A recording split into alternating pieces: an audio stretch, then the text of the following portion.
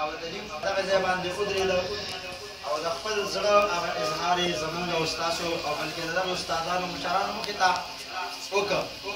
یقینا دا یو ډېره د بهادرۍ خبره ده او ډېره د خوارۍ او د محنت خبره ده چې دا استعداد په یو بچي کې پیدا شي، هغې به بیا په هر موړ باندې حق خبره چې دی نو هغه یې بلکل بهادرۍ سره کولی شي.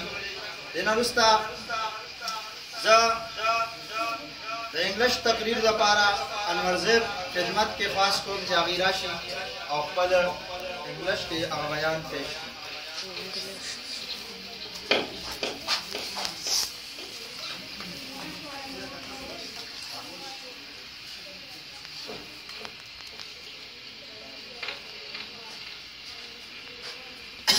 Bismillahir Rahmanir Rahim.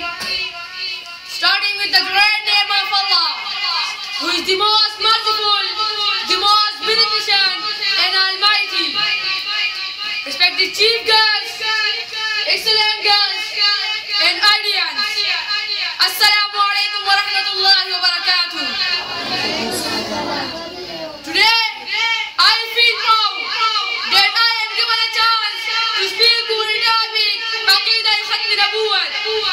Our Prophet Muhammad sallallahu alayhi wa sallam is the last messenger of Allah Almighty. No one can claim himself as a prophet after him. He is the prophet for all the nations, for all the races till Qiyamah. This belief is called Aqidah Khatm Nabuwat.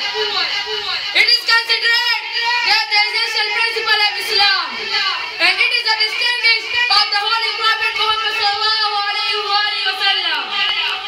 This belief directly links one with the personality of Holy Prophet Muhammad sallallahu alayhi wa sallam. Therefore, who got this belief will be the entire one. This belief is called Quran and Hadith.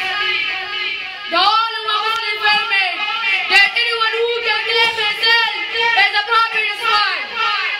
Even a slight contradiction in this belief can lead one with the personality of Islam.